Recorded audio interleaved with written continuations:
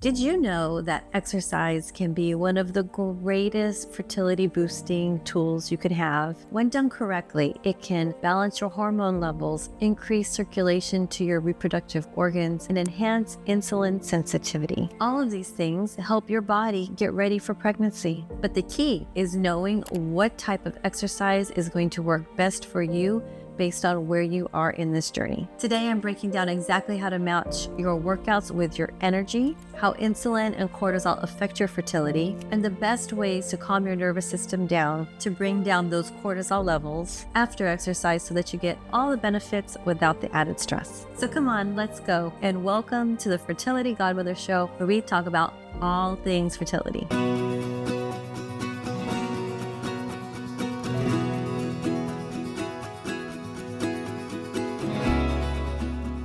Hi, I'm Denise Serez, lovingly known as the Fertility Godmother, and I help couples overcome their fertility challenges so that they can get pregnant without putting their life on hold. I'm a Chinese medical physician, nutritionist, health and life coach, and double certified neuroencoding specialist. And all that means is I've been blessed to help over 1,500 babies come into the world using these natural methods. Now, I've worked with so many women who want to stay active, but are really not sure if what they're doing is hurting them or helping them. There's so much mixed information out there. So I really wanted to hone in and give you some really great information, some really great tips so that you can feel confident in your exercise plan. And the truth is, exercise is not a one-size-fits-all. Some women feel amazing after crushing their workouts. Some women are completely wiped out after doing a workout. And some women don't even have the energy to even think about doing a workout.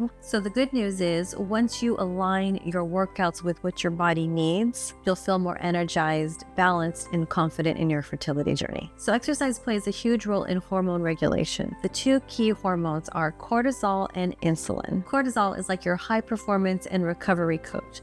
So cortisol gets a lot of bad raps, and the problem with cortisol is that it is a stress hormone. But the thing is we need to have some stress in our life. We need to have some stress in order to grow, in order to become better, in order to have more muscle, right? And the more muscle we have, the better our body is. The more energy we have, the better everything functions. Cortisol also helps us wake up in the morning. So if you wake up feeling strong and ready to go, that's because your cortisol levels spiked as they should in the morning. When you wake up feeling tired and groggy, your cortisol levels are low. And so this is what we call a cortisol dysregulation. Cortisol becomes a problem when it goes up high and stays up high, or it doesn't come down all the way, or you're so fatigued and tired, it doesn't go up at all or doesn't go up high enough so that you can feel functional and have good energy and clear-headedness and really be productive and get things done. So cortisol is really important in our body, and it gets a bad rap. But the way cortisol works is we should get a nice spike in the morning, and then it should gradually come down throughout the day so that by the time you're ready for bed, the cortisol is low and you're actually able to fall asleep. So finding that sweet spot and making sure that your cortisol levels are balanced is super important, because if your cortisol levels are high for too long, your body is signaling a stress response, and that's when it prioritizes survival over reproduction. And again, when it's too low, you might feel sluggish and really unmotivated. And now I want to touch base on insulin, because insulin is another one of those hormones that you just hear bad things about. And insulin is really important because what it does is it actually pulls the sugar from the blood into our cells, and that's how we get energy. And so we need to have insulin. Again, it's when it gets out of balance that it's an issue. And so you may have heard the term insulin resistance, especially if you have PCOS, or if you're predisposed to diabetes, or if you have diabetes, or if you're in perimenopause. When we have insulin resistance, what happens is the insulin still functions properly, but our cells don't want to take in the sugar. So it doesn't let the sugar in. It doesn't let the insulin do its job. And that's why we say insulin resistance. And so then we end up up with extra sugar in our bloodstream. And what happens to that sugar, instead of using it for energy, it gets stored in our body for fat. And then it causes inflammation and a whole cascade of events. And so when we exercise, when we have good lean muscle, when we are managing our stress, all these things really help our insulin levels. It helps decrease inflammation. So this is why exercise is really important,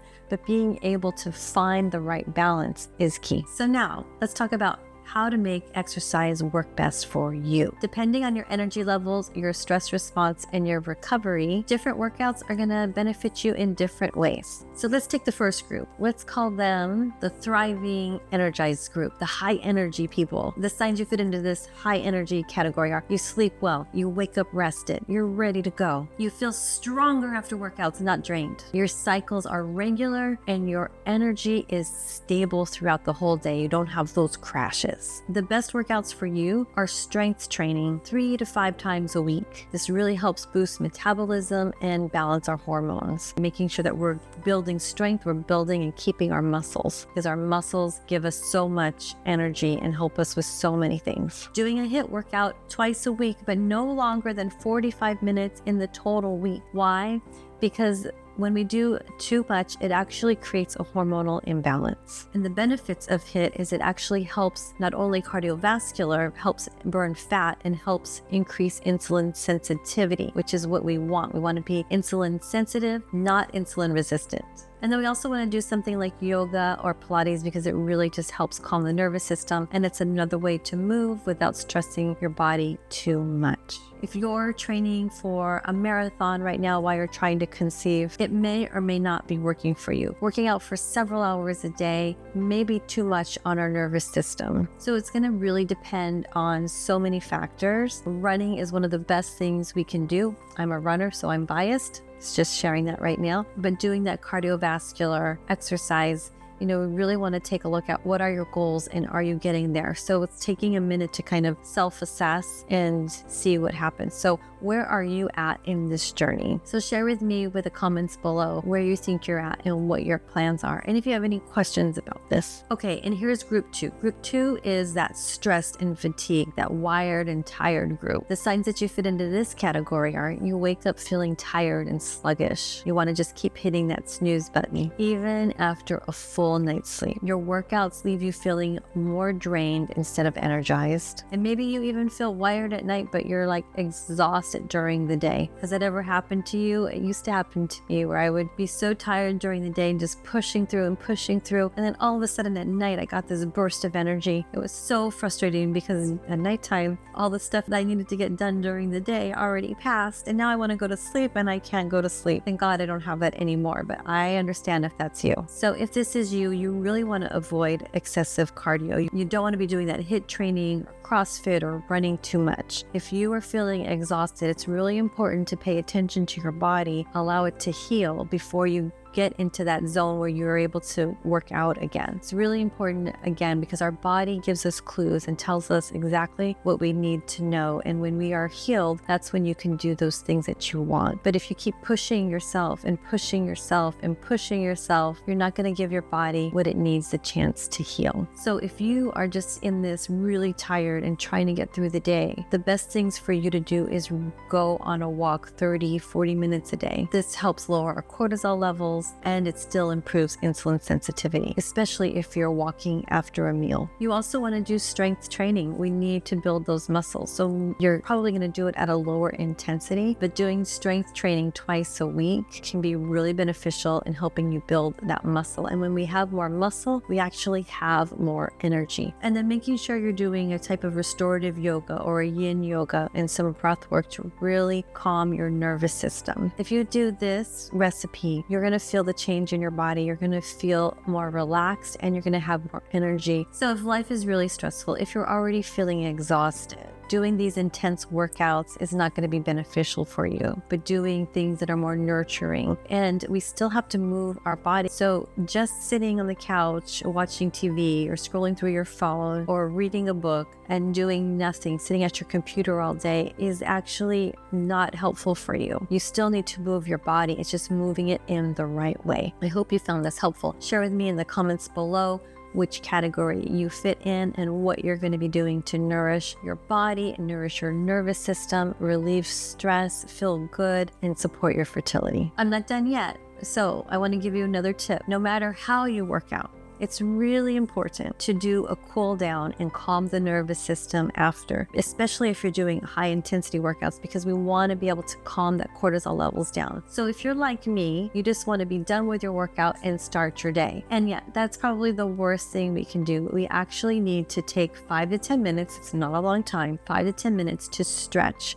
Even putting our legs up on the wall calms your nervous system immediately. It allows your body to go back into what we call the parasympathetic nervous state, which is that relax, digest, detox, healing state. So putting your legs up on the wall for a couple minutes, walking to calm your nervous system down, doing some stretching. These things are really important no matter which workout you're doing, because it's going to benefit your nervous system and lower those cortisol levels, which is going to benefit you. And make sure to replenish your body with the proper hydration and the proper nutrients. Particularly after a workout, you want to be able to nourish your body with protein and healthy carbohydrates so that your body can build and repair and recover faster. So the bottom line, exercise is a fantastic tool to support your fertility when you use it the way it supports your body. Whether you are thriving on intense workouts or you need to focus on recovery right now, the right movements can really help your body have more energy, support ovulation, calm your nervous system, and really boost your energy, which helps with everything. If you'd like to learn more about different ways to calm your nervous system and decrease stress, you can watch this video here. And if you're looking for a personalized plan and you're ready for some guidance and some hand-holding support, click the link in the description below and apply for a free clarity session to see how I can help guide you on your fertility journey. From exercise to stress reduction to diet to all the things that really matter, and personalize it for you on your fertility journey. Please drop a comment below with your biggest takeaway. Make sure, if you haven't already, to like this video and share it with somebody you know can benefit from it. And of course, subscribe if you haven't already. I'm Denise Rez, your fertility godmother, wishing you a healthy, happy pregnancy.